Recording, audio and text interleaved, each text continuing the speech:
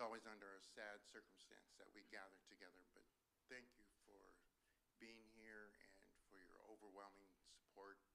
Uh, you have managed to overflow here, and overflow the next room, and overflow the next room, and there's still more out in the hall. So that's a true testimony to Tom's love and appreciation and your support. So thank you for coming. Thank you to Wyuka for being the host and helping us put this together.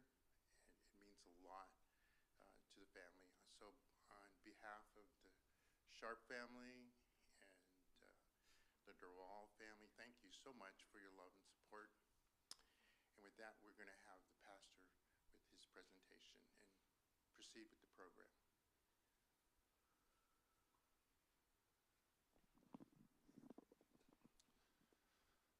So I'm going to have the sort of an opening prayer if you'd bow your heads with me.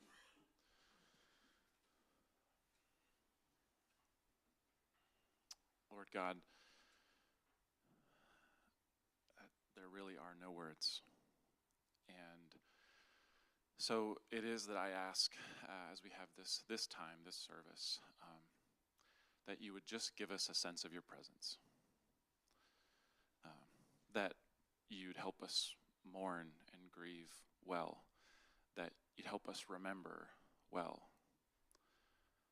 Ask that you'd help us to comfort each other well. And in light of a tragedy like this, to pull together and support each other and have a sense of who you are. We thank you so much for Tom. And I just want to ask again for this special sense of your presence. Please be with us.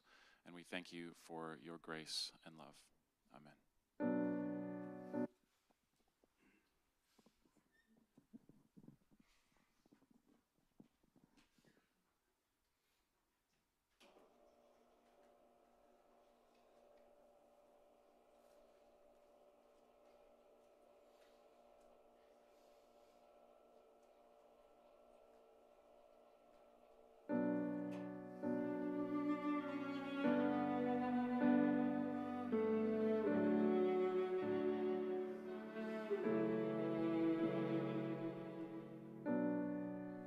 I was sure by now, God, you would have reached down and wiped our tears away, stepped in and saved the day.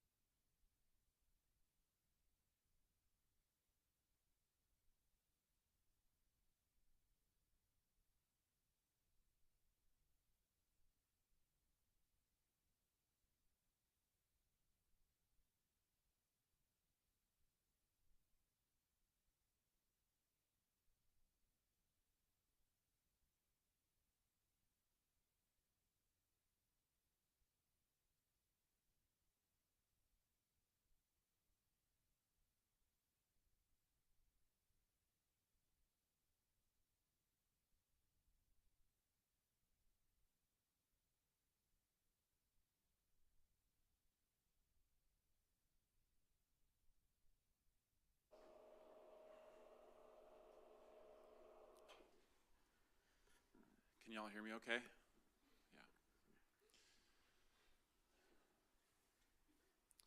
My name is Matt Gall, a good friend of Tom's.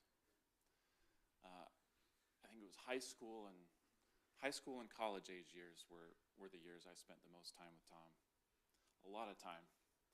And haven't seen him too often since, but when you're a good friend of Tom's, you're always a good friend of Tom's.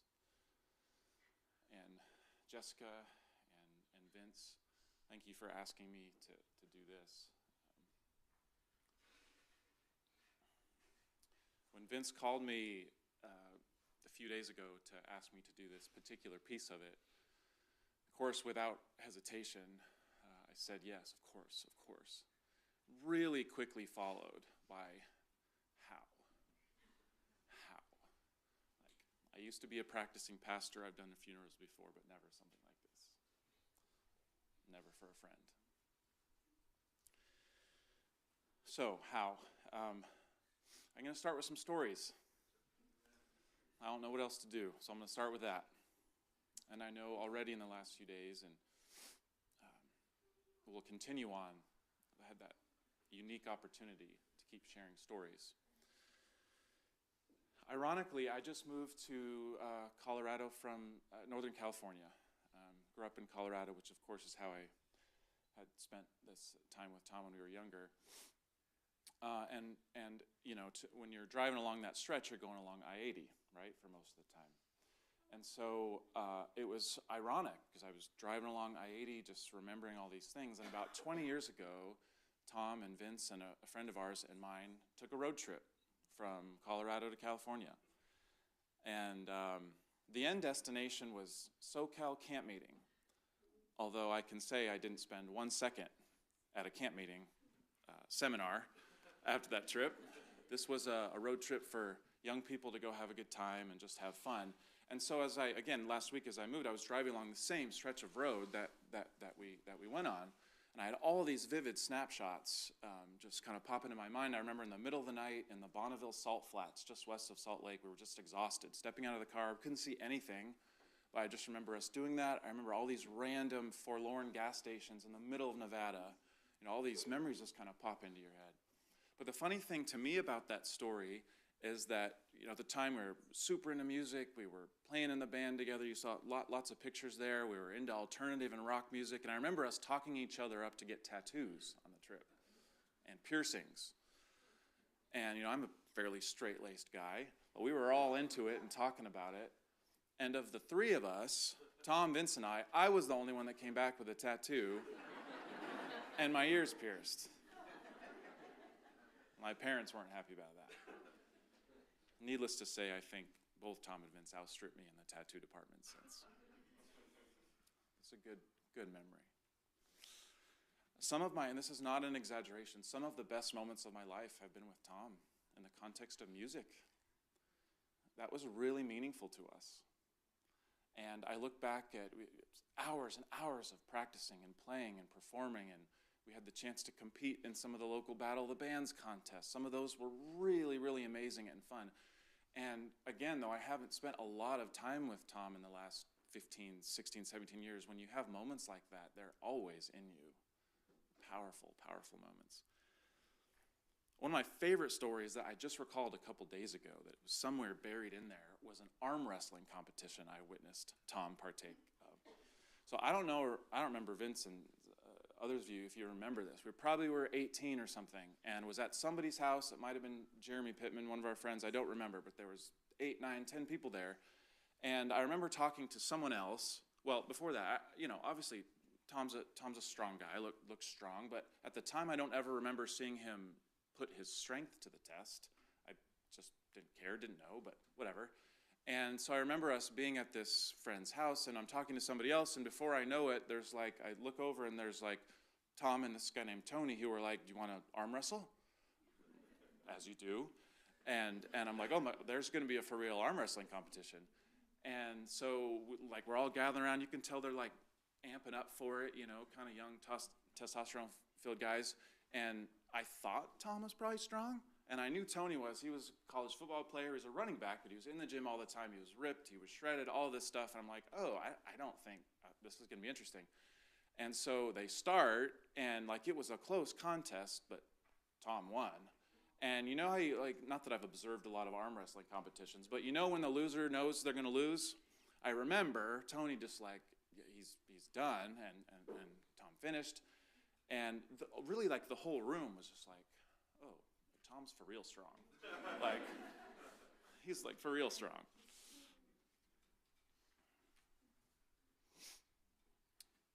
Understatement of the millennium. This is a tough one. And I don't have to say it. I think everybody knows it, and I'm no psychologist, but this one's a tragedy. And the complexity and the immensity of the grief, it's hard to understand. And again, probably don't need to say it, but every emotion at any time, in every intensity, should be there. Feel it. Lean into it. Whether it's what you felt the past few days, whether it's today, whether it's tomorrow, or whether it's next month, or a season from now, or years from now, feel it. It's okay. It's good.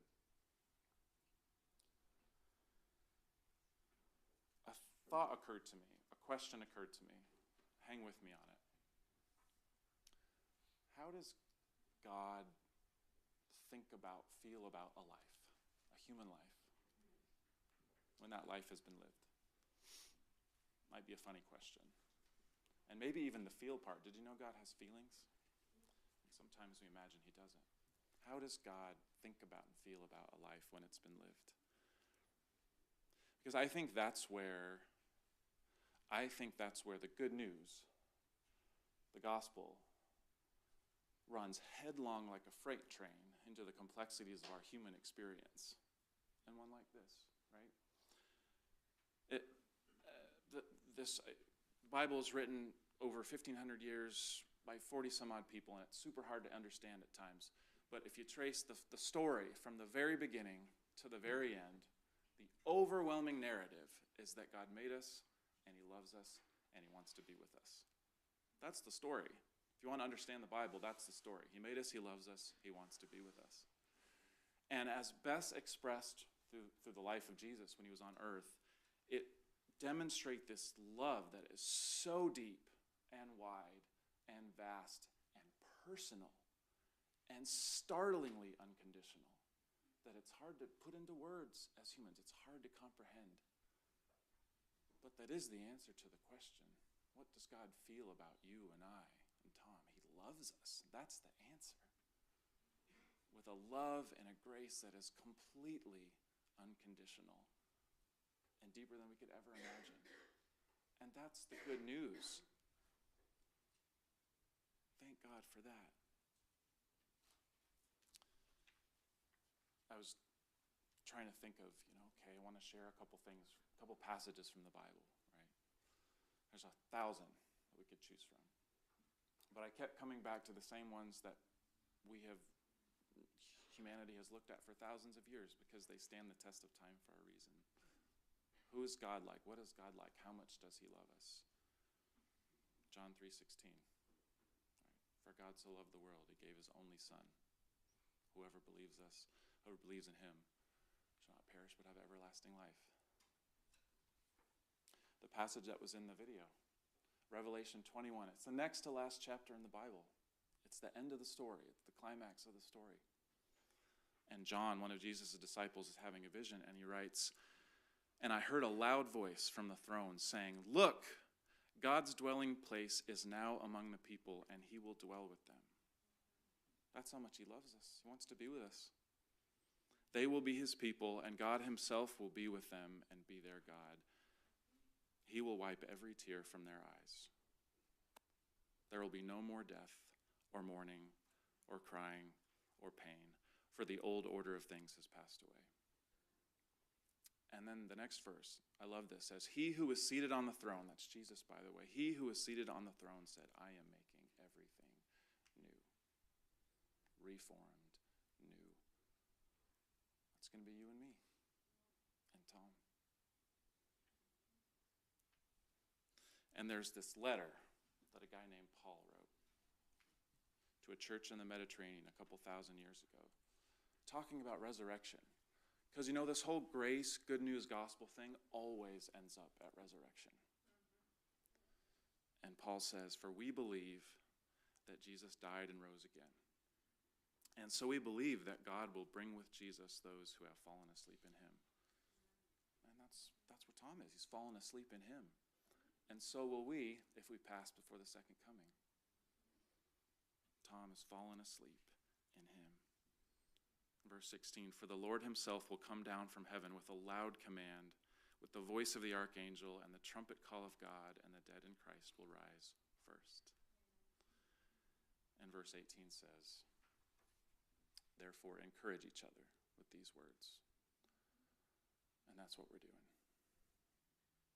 That's what we're doing. We've got to cling to that. Encourage each other. This isn't the end of the story. I remember one final story I'll tell. I remember the day I became friends with Tom.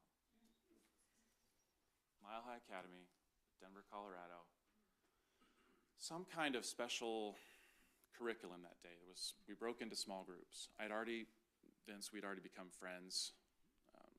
Played Disarm, like Smashing Pumpkins on the acoustic guitar, and you were like, I like you. We're going to be friends. Hadn't become friends with Tom yet. And to be perfectly honest, just from a distance, I thought we didn't appear like we had a lot in common. I didn't know if we'd ever become friends, but we ended up sitting next to each other for like 3 hours on one of these like special days where you're really doing a lot of sharing, And we sat next to each other for like 3 hours, and I remember by the end of that time, like both of us looking at each other like, we're friends. Let's hang out. And we did so much. I miss him. And I can't wait to see him again.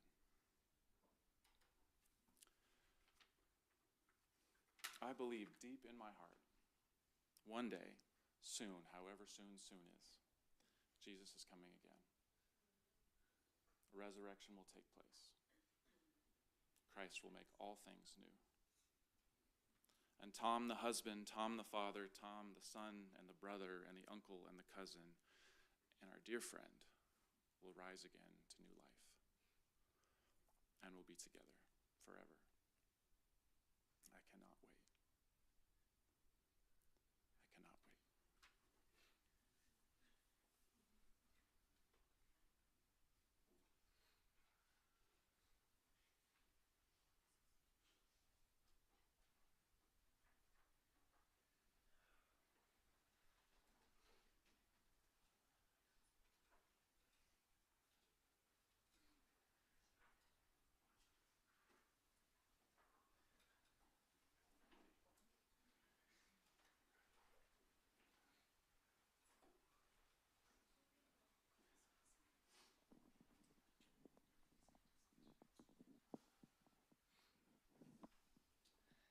Hey,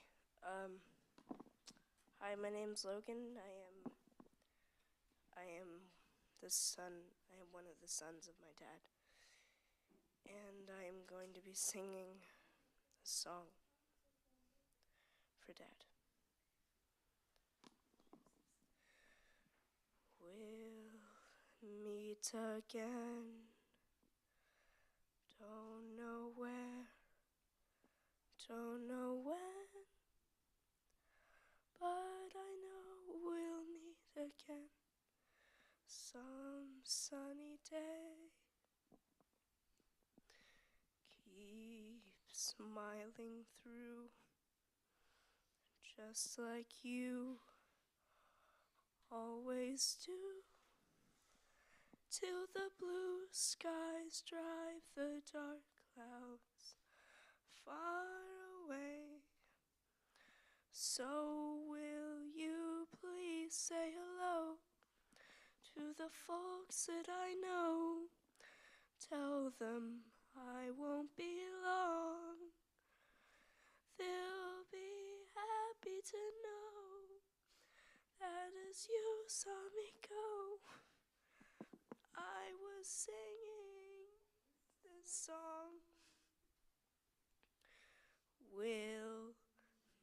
again. Don't know where, don't know when, but I know we'll meet again some sunny day. Keep smiling through, just like you always do, till the blue skies drive the dark clouds far away. So will you please say hello to the folks that I know? Tell them I won't be long. They'll be happy to know that as you saw me go, I was singing this song. We'll meet again. Don't know where, don't know when. Oh, I know we'll meet again some sunny day. Oh, I know we'll meet again some sunny day.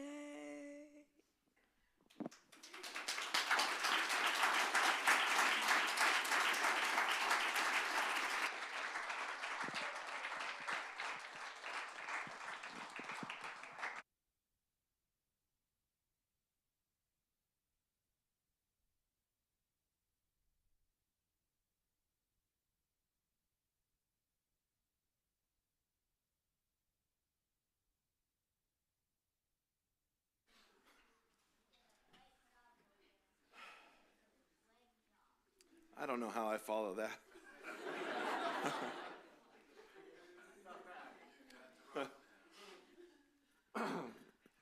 They asked if I wanted to sing, and just like Matt, there was no hesitation. I said, not a chance. Before I start, I know I say it in here, but on behalf of our family, the outpour of love and support, it's something I can never repay. It's something I could never put to words. And I hope you accept my humble thank you. They wanted me to mention a donation basket as you exit, and I believe there's still something online. So, for those of you that don't know me,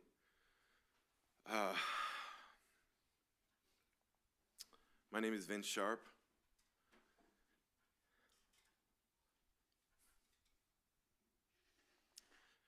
And I'm Tom Sharp's older brother. Truth is, I'm his only brother.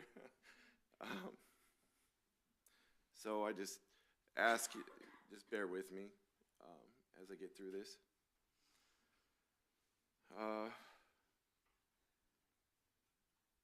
Just another quick side note. There's so many people that have been involved in my brother's life. Friends, family, co-workers. There's no way I can mention everyone. And I just want to focus on some meaning, some hope.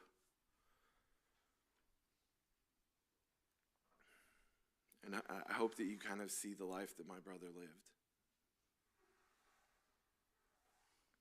So eulogy is not something you're ever prepared to write. The very nature of death is sudden, and it's tragic.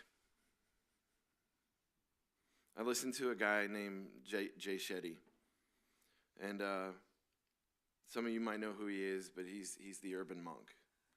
At 18 years old, he hears a monk and decides that That's the kind of positivity that he wants in his life. So he goes and spends the next 4 years when everyone else is going to college, going on to business. And he shaves his head. He meditates and prays for 4 to 8 hours a day and lives out of a locker between India and Europe for, the better part of his youth, right? Now, you might ask, why would someone do that? Or the next logical question, why am I talking about this? Well, the truth is that Jay has some really great encouraging words to say, and it's helped me immensely. But he had a recent episode on one of his podcasts where he was talking about loss and grief. And he said, grief, when it comes, is nothing like we expect it to be. Grief has no distance. So I'd like you to kind of keep that in mind as we go on. A story that was told to me many times growing up about my brother was that on March 4th, 1981, my mom gave birth to him. My dad always said that the first thing he heard about my brother was a nurse that was walking in the room right as he was delivered, and she exclaimed, "Look at the layers of fat on that kid." I know he would hate it that I said that. So the story goes, the way it was told to me is that I was really sick. I'm 2 years old, and I was left at home with family members. But when my mom brought him home, I crawled up on top of her, red face, fever and all, and started kissing and loving on him and just demanded, "I want my baby." And that's really where our friendship was forged. I know it's easy to say you loved your brother, but my brother was my best friend. My mom always said that no matter who comes in your life, you always have each other. And we put that to the test. I think we spent our formative years getting into and out of as much trouble as we could. We weren't bad, just we were talking about it on the way here. We were typical boys will be boys type thing.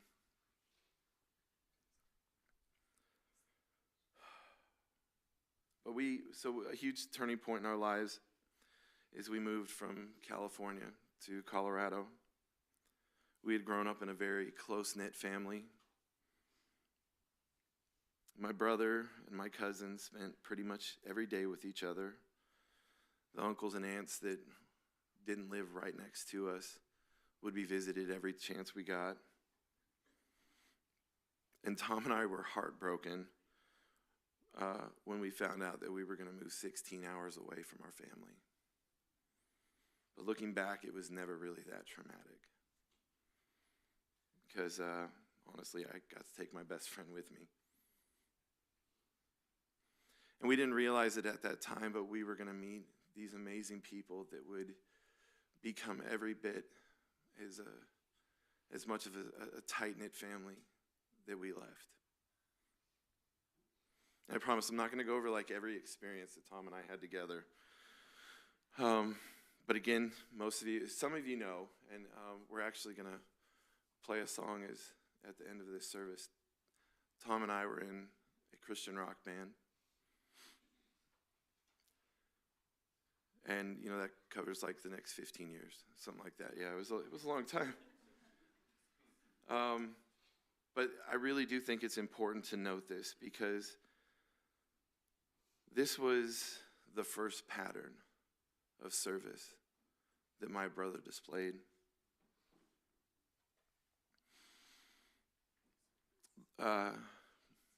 When we were going through this and I was looking back, this ritual that we had came to mind.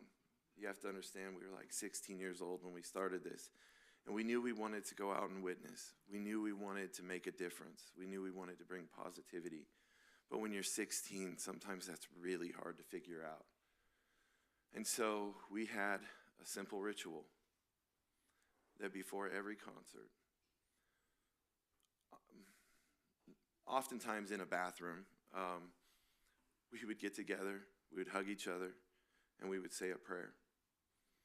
And that prayer was for one heart.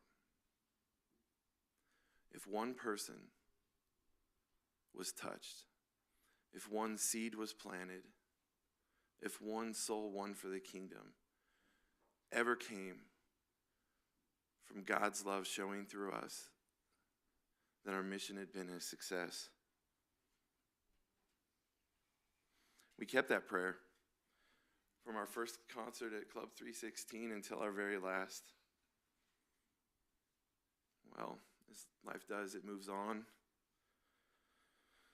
Tom and the rest of the band, we never drifted apart. We just grew and supported each other as we moved on to the different phases of life: school, jobs, families, kids.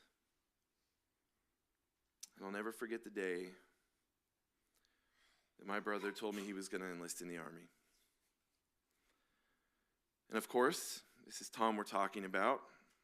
So he was on his way to become an 11 Bravo infantryman. For those of you that don't know, an infantryman is the tip of the spear that Uncle Sam wields.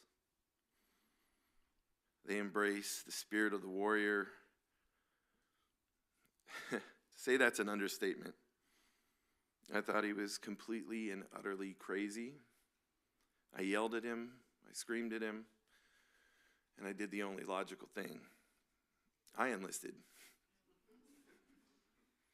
There's a lot of circumstances that ultimately led to my decision, but you can believe that Tom and my connection was a big part of that. When I went to enlist, the Army said, you can do anything you want. You just name the job. And for me, it was really, really easy. Just one choice. If you haven't been around infantrymen, or grunts as they're like to be called, the infantryman's view of the rest of the Army is that there's infantry and those who support the infantry. I think I've heard the words pompously pious in what they do. But there is one exception to that, and that's the person that they call Doc. So when I enlisted as a 68, started as a 91 whiskey, but a combat medic. You're going to hear a little bit about me, but I promise I'm going somewhere with this. I just felt I always took care of my brother. I always watched after him, and he watched after me. And somewhere in my mind, it made sense that if I treated every soldier on the battlefield the same way I would treat my brother, that somewhere there was a medic that was going to do the same for him. I never wanted to go to war. That was Tom. But it wasn't meant to be. And you know, life takes us on these different directions. And I'm really not here to talk about myself other than to prove a point to you. I am a reflection of the love and care that he had for his big brother. After my first deployment to Iraq, I'd find myself dealing with mental and physical wounds. I still remember all the nights and days that I'd spent with my brother on the phone. At this point, Tom had married Jessica, and they had just welcomed Logan into the world. Tom was going through the police academy at Red Rocks, and I was about to welcome my third child and gearing up for my second tour. Tom and I had many long talks. He could see the toll that combat had taken on me. And he quickly became my biggest advocate, the one who was constantly there asking me to seek help. My second deployment, I was wounded in an IED explosion that, along with some major PTSD, made me unqualified to remain in the Army. I was given full retirement and release from active duty. And I hope that Tom knows he's the reason I'm still here today. So I really hope you guys are following along. I know I'm a little all over the place, but at this point we've talked about my brother Tom, the loving son and family member. Tom, the musical missionary. Tom, the soldier. Tom, the steadfast companion. And Tom, the advocate. As life began to settle into adulthood, my brother continued his work, committed to duty and service. He worked with Nebraska law enforcement, which ultimately led with his work with the Nebraska State Department of Correctional Services. My brother would tell me about the inmates that he worked with there that were veterans, trying to keep them on the straight and narrow. And when Tom finally left Correctional Services, what did he do? He went and volunteered with Fire and Rescue. So I started this eulogy with a quote from Jay Shetty. Grief, when it comes, is nothing like we expect it to be. Grief has no distance. Over the last week, I've talked to people from every period in Tom's life. And as far as Tom's death, it's really true. It's nothing what I expected to be. I remember thinking about death after my Grandpa Sharp passed, and I was young, and it was the first time someone close to me had died, and I remember thinking that I didn't know if I could stand the grief of losing my brother. And now I'm standing in front of you. I tell you that Tom's passing is nothing like I expected. It hurts. I have so many questions. Questions that I'm not sure we'll ever have an answer to. And the other part was that grief has no distance. I hate that it has taken this tragedy. But again, like I said at the beginning, the outpour of love and kindness from all over the country, hundreds and hundreds of people were affected and touched by his life.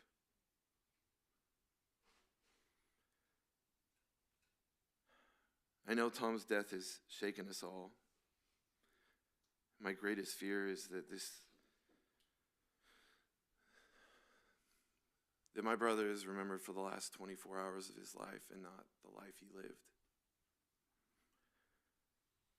I tell you with all my heart, that is not who Tom was. Thomas J. Sharp lived a life of service, duty, honor, and sacrifice. He was a husband, a father, a son, a cousin, a nephew, an uncle, a friend, and he was my baby brother. So I would actually like to end with a prayer of hope.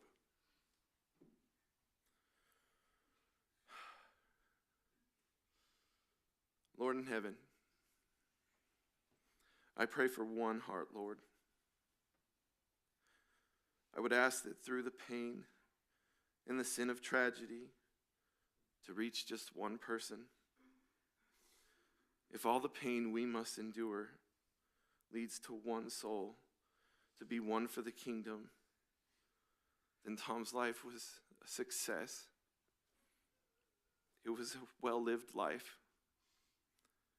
And if that happens, we simply praise you. Amen.